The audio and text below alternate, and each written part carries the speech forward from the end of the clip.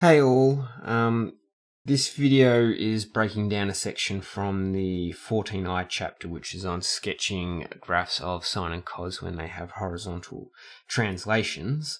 In this video, we're just going to look at finding the x-intercepts. So try and make this a little bit of a shorter video. So like with any graph, the way we find any x-intercepts is that we just let y equal to 0. So if I'm starting with this function here, y is equal to -3 cos of 2 bracket x plus pi on 2, what I'm going to do is just let that whole equation equal to 0, which I've done here.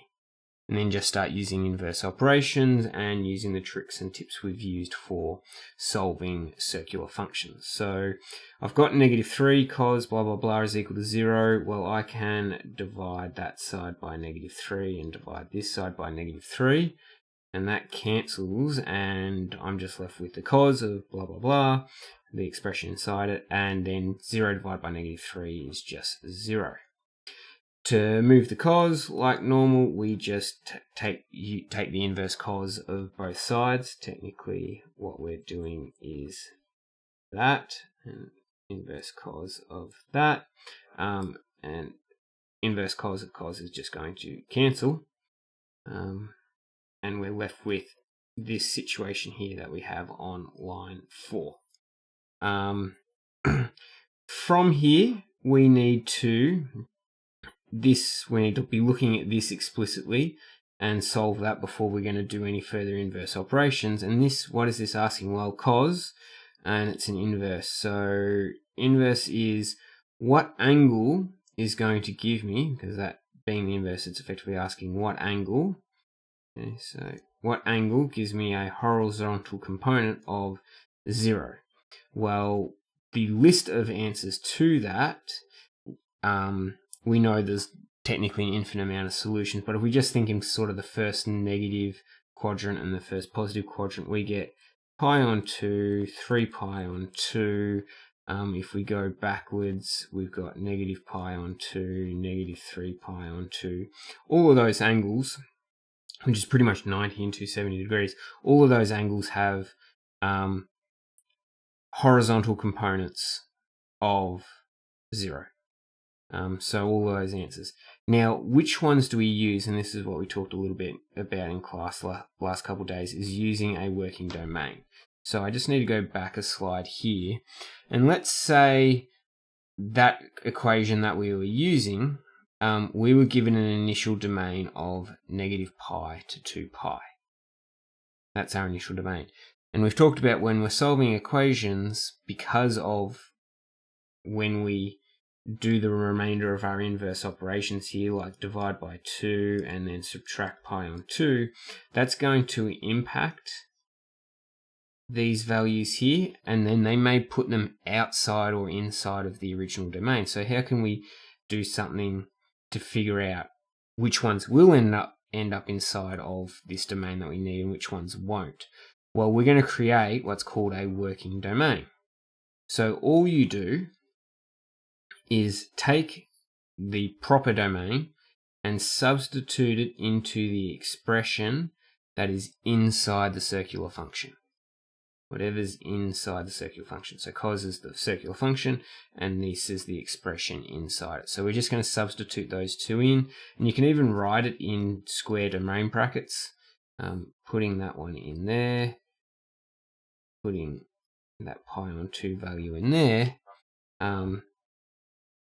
We're just putting it into this where x is, and we solve. So we've got -pi on 2 plus pi on 2 becomes 0. 2 times 0 becomes 0. Pi on 2 plus pi on 2 becomes pi. 2 times pi becomes 2 pi. This is what we call our working domain, or in a couple of upcoming examples I'm going to do, I'm just going to call it WD, working domain. So these ones here our initial solutions. We picked the ones that are inside our working domain, which we said was 0 to 2 pi. So we're going to reject -pi on 2. We're going to reject -3 pi on 2. If we had have kept going in more rotations, we could have had 5 pi on 2 as answers. but we're going to reject that because that's outside of 2 pi. So we're actually left with just these two solutions. So that's what we're going to accept. We're going to accept these two because they were inside our working domain and put them here, pi on 2, comma, 3 pi on 2. And then when we do inverse operations, we're just going to having to do it to both of them. We've effectively got two solutions here. So I'm going to, like I said before, I'm going to divide both sides by 2, divide by 2, divide by 2. Means we get pi on 4 and 3 pi on 4 in this case. And then we're going to, since we've got plus pi on 2, we're going to subtract pi on 2 from both sides. Subtract pi on 2, subtract pi on 2, which I've written here, done to both of them. And if you do those and make common denominators for fractions, you'll get a final answer of negative pi on 4 and pi on 4 as our two intercepts. So it's very similar to what we've been doing when we're just solving circular function equations. It's just in this case, it's almost always going to be, we're letting it equal 0 because we're finding our x-intercept. We let y equal 0. So that was a lot of scribbling on something that was already done. What does it look like from fresh? Okay, I have find the x-intercepts of this circular function equation here, given that x is between 0 and pi. So the very first thing I'm going to do is find my working domain so I don't forget it later. So I'm going to substitute these 2 points into the expression. So I'm just going to put WD here and my new, so I've got 3 by, I'll put my 0 in, let's put it in red so it's clear, 0 plus pi on 4, comma, and then I'm going to do it all again now, substituting the pi in. I'm going to 3 comma pi plus pi on 4. And I'm going to get 3 pi on 4 comma pi plus pi on 4 is 5 pi on 4 times by 3 is 15 pi on 4. 15 pi on 4. Okay, so that is my working domain. So I need to know those initial solutions that I have to sort of pick from have to be inside that. So now I can go on with actually finding what the intercepts are. So x-intercepts, I'm going to let y equal to 0. So I get 0 is equal to 4 sine 3 x plus pi on 4. Actually, let's put it the other way around. Let's do it this way. Give us a bit more space to work with. Going to move the 4 first, so I divide by 4 both sides. So I get sine 3x plus pi on 4 is still equal to 0 because 0 divided by 4 is 0. I'm going to move the sign by using inverse sine. So I get x plus pi on 4 is equal to the inverse sine of 0. Okay, so and this is where we just need to do a bit of critical thinking. What angle, because we're doing inverse, gives me a vertical component of 0? Well, if I draw a little diagram of the unit circle, which angles give me vertical component of 0? Well, it's either that one there or that one there to the left. Now that would be 0, that would be pi. If I keep going around, I get to 2 pi. If I keep going around again, I get to 3 pi. I keep going around again, I get to 4 pi. And I've just listed a whole bunch. So there's a whole bunch of solutions. We have 0, pi, 2 pi, 3 pi, 4 pi. Now, which ones do we accept? Well, we've got to compare with our working domain. So 3 pi on 4, so that's 3/4 of pi, so that's a bit less than pi. That's sort of here, so that means we scrap 0. 0 is no good, too low. 15 pi on 4, well, if I think in terms of how would I get that fraction as a whole number, what's the closest whole pi? That would be 16 pi on 4, which is 4 pi. So we just need to be a little bit less than 4 pi. Well, pi works 2 pi works, 3 pi works. So that's what we've gone all the way around, gone to 3 pi, and then 15 pi and 4 means we're here just before 4 pi. So 4 pi doesn't count. So we can't accept that one. So there we go. So it turns out in this case, for this weird circular equation between this range 0 and pi, we're going to end up with 3 solutions that work. 0 is not counted, 4 pi is not counted. Now we just continue with inverse operations. So let me write this out again. So I've got 3x plus pi on 4 now is equal to those 3 solutions. So I'm going to divide all of them by 3. So I get x plus pi on 4 is equal to pi on 3, 2 pi on 3, 3 pi on 3. I'm not going to simplify anything because generally, especially with these horizontal translations, we're going to do even a bit more work to it. So even though 3 pi on 3 is just pi, we leave it as is. So we get x is equal to, I'm going to take pi on 4 from all of them. So pi on 3, take pi on 4, 2 pi on 3, take pi on 4, 3 pi on 3, take pi on 4. So give these all common denominators, which is going to be 12. We're going to get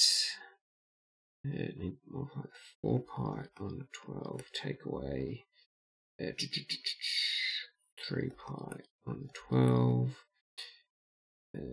8 pi on 12, take away 3 pi on 12, 12 pi on 12, take away 3 pi on 12, and I'm going to just come here to finish off. X is equal to 4 take away 3 is pi on 12, 8 take away 3 is 5 pi on 12, and 12 take away 3 is work range 9 pi on 12. We'll leave them all as pi on 12. This last one you can still simplify. You could simplify that down to 3 pi on 4, but we'll leave it as is. And now that we've got our final answers, we just want to check, do they actually fit inside our original domain, which was 0 and pi? Well, that's bigger than 0, bigger than 0, bigger than 0, and they are all less than a single pi. So there are our intercepts. So that's how we go about it. Start with that working domain, then use it to help solve. Right, I'll do one more. Okay, so first things first, we're going to find our working domain. I'm going to substitute those two into this one at a time. So we get 2 by negative pi minus pi on 3. And I get 2 by pi, take away pi on 3. Which will be negative pi take away pi on 3 is negative 4 pi on 3. That's by 2. I'm just putting the working up here because I want to keep my working out space for later. 2 by pi take it. That's going to be 2 pi on 3. Okay, so we get 2 by the negative 4 was negative 8 pi on 3 and 4 pi on 3. Cool. If you want to, so it can help you think in terms of resolution, is write these in terms of 2 pi plus or minus something, or pi plus or minus something. So negative 8 pi on 3, that's the same as negative 6 pi on 3. Take away another 2 pi on 3, which could be written as negative 2 pi. So that's going backwards a whole revolution, then another 2 pi on 3. And then 4 pi on 3 can be written as pi plus pi on 3. So you can think of that, that's half of a normal revolution plus another pi on 3. So that'll help you geometrically think about how many revolutions to go around the unit circle. Well, we've got that. You don't need to do this last step, but I certainly think it can help with visualizing the problem. So we're now going to find the x-intercept. So we let y equals 0. So we get And I'm just going to go through this without talking too much about it, apart from checking against our working domain. So we get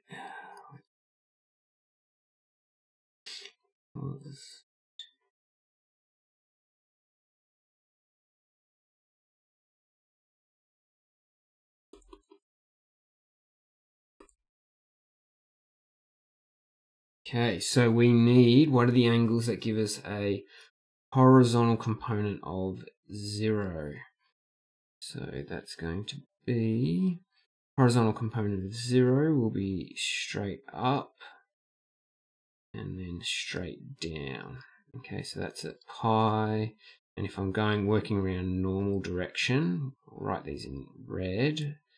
Going around normally, that's pi, that is not pi, so that's pi on 2, that's 3 pi on 2.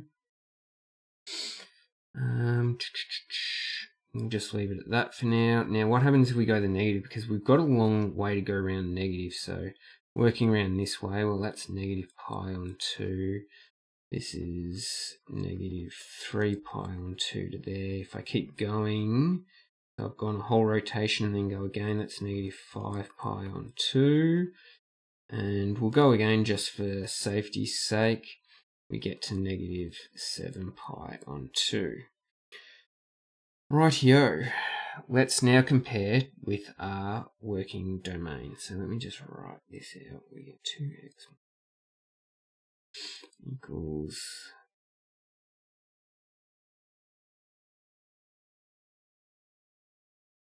negative 3 pi 2 around 2. Okay, so there's a whole list. Now we just need to think of what gets cut out. So let's start with the positive ones, because there's less of them. So pi plus pi on 3, well, going there to pi plus another pi on 3 takes us to about there. So the 3 pi on 2 is not going to cut it. So we can cancel that one. Okay, so that was working positive. Now let's think about negative. So I've got negative 2 pi on 3, take away another 2 pi on 3. So negative gets a full rotation. So the negative pi on 2 counts, the negative 3 pi on 2 counts. And I'm going to go another negative 2 pi on 3, which takes us to there because that's just a bit less than pi. So we end up out this way. So negative 5 pi on 2 counts, but we aren't going far enough to pick up the negative 7 pi on 2. So that one's going to be not counted as well.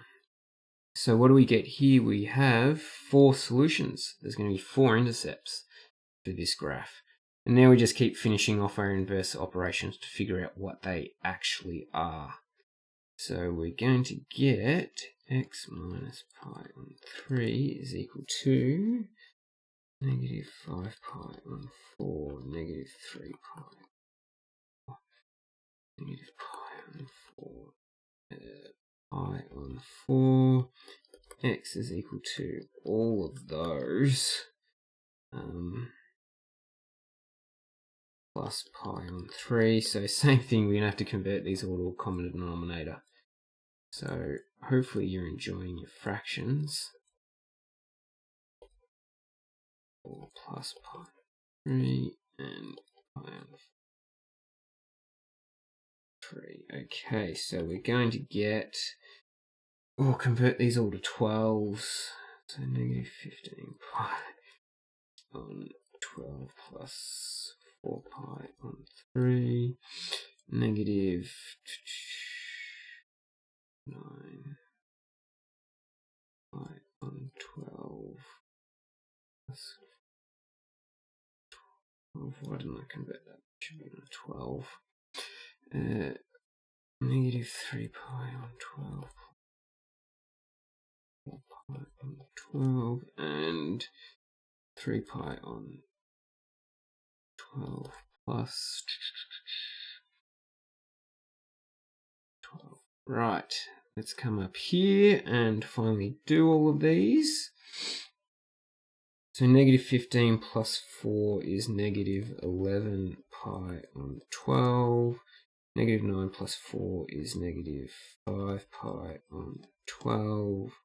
-3 plus 4 is 1 pi on 12.